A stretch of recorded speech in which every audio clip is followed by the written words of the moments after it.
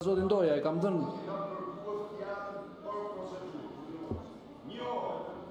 Zotin Doja e ka fjalën.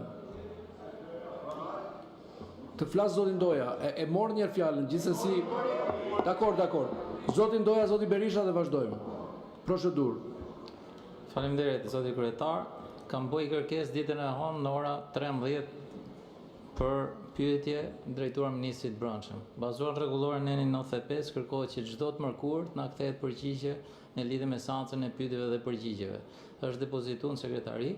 Ka të bëjë dhe me shqetësimin e mëparshëm që ka edhe me statusin e deputetit në lidhje me marrëdhëniet e institucioneve, qoftë administratës vendore, qoftë të institucioneve të tjera në raport me respektimin e detyrimeve që kanë për të kthyr përgjigje dhe për protokollin e organizimit të mbledhjeve me pjesëmarrjen e përfaqësuesve të qarkut. Kemi pasi situatë ku në bashkinë Durrës, në ambientin e qytetarëve të bashkisë Durrës, është bërë një takim me komunitetin për projektin TIT, ka marrë pjesë kryeministri, kemi shku 2 deputet të Partisë Demokratike përfaqësues të qarkut dhe një punojës i Gardës Republikës, duke mos qenë personi autorizuar i cili bënte bashkërendimin dhe organizimin e mbledhjes, me të drejtën e tij po jo ligjore, na thotë që ju nuk mund të merrni pjesë në mbledhje.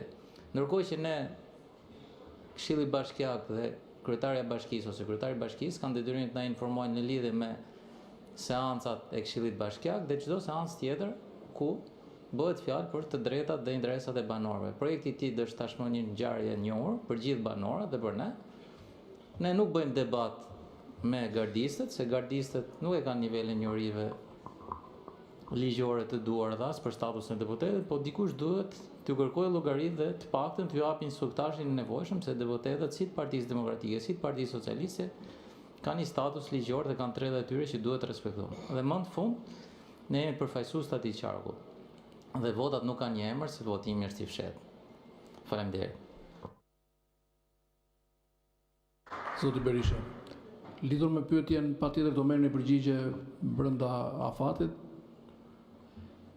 Keni 5 ditë që e keni dërguar. Jo, 5 ditë ka Zoti Doja që ka dërguar pyetjet. Vetëm 5 ditë.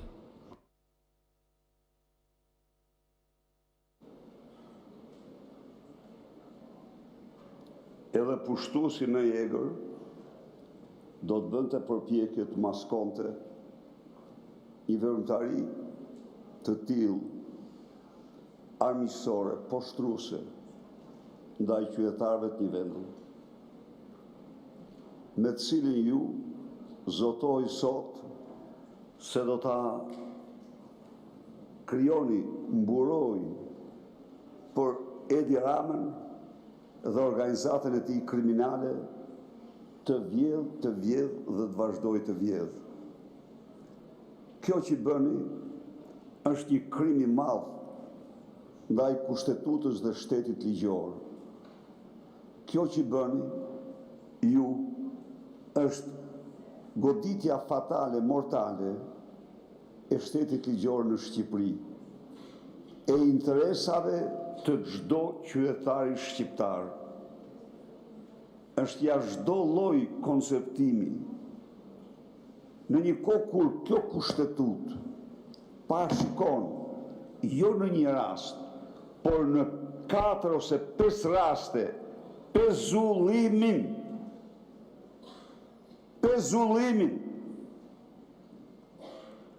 dhe ju tani ata të cilëve kushtetuta u përcakton pezullimin për të mbrojtur Edi Ramën, për të mashtruar shqiptarë se ligji nuk e keni vetëm për Edi Ramën, i fusni burojnë e antipezullimit. A kuptoni mor sa qesharak bëj mor? A kuptoni mor që ky është një gjë e pa imagjinueshme apo jo? Po të gjithë këta që keni futur ju, këta pezullohen me kushtetutë. Dhe ju kërkoni me procedurë të i blokoni atyre pezullimin. Pse? Sepse Edi Rama nuk ka të ngopur në vjedhjet e tij. Ja, sot keni pru ligjin e lindave. Ajo është ligji i lindave. Po, i lindës së Surrelit dhe i lindës së Akshit. Po ajo Akshit është një dordoles para lindës së Surrelit. Duhet që ta marrin tani, një minutë. Duhet që ta marrë tani privatisht Bazaneku, tendrat, ato që i mirëte me pengmarrje, tani duhet i marrë me ligj tendrat e Akshit. A i çmendur, unë i thash dhe ati është lopë çmendur, po çfarë të them unë ju, a i një lloj si tek Popesku, ju prek me theçk edhe u bën si vetja, edhe ju kështu i një program të apo jo. Mbaroni Keni zgjedh, Stalin. a jeni shqiptar, si një Konkludoni shqiptar. lutem.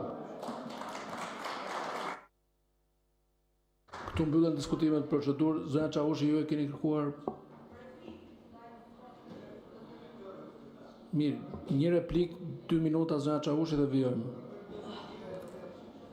E dashur Jozefin, ti duhet ja dish për falemnderit doktorit se luli të kapi prej zheles edhe të qiti jashtë. Unë e kuptoj që ti ke nostalgji për atë kohën tënde, ishte koha të arta ato, por e dashur zonjë, gjërat kanë ndryshuar tani. Jemi në një epokë tjetër, nuk jemi më në ato epokën tënde kur të kapje prej zhelesh e të qisje jashtë nga atje lart. Falemnderit. Faleminderit.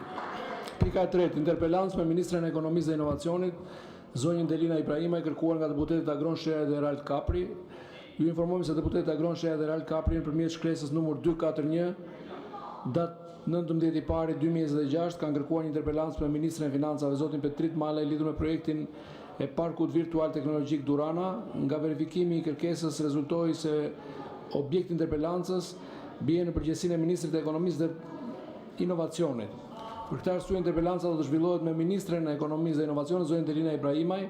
Interpelanca kërkohet në përputhje me nenin 80.1 e Kushtetutës dhe nenin 96 të rregullores së Kuvendit. Qëllimi i kësaj interpelance është të ofrohet informacion dhe shpjegim në lidhje me projektin e parkut virtual teknologjik Durana. Fillojmë duke respektuar minutazhin e përcaktuar në nenin 96 të rregullores. Zoti Shehaj, keni të drejtë për të parashtruar interpelancën, 7 minuta.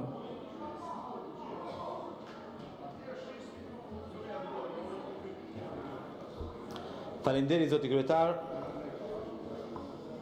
Unë në fakt interpelancën e kisha kërkuar me Ministrin e Financave, po ju, siç e thash, nuk pyesni për kërkesat, nuk pyesni për rregulloren dhe vendosët që të ma jepni interpelancën me Ministrin e Ekonomisë.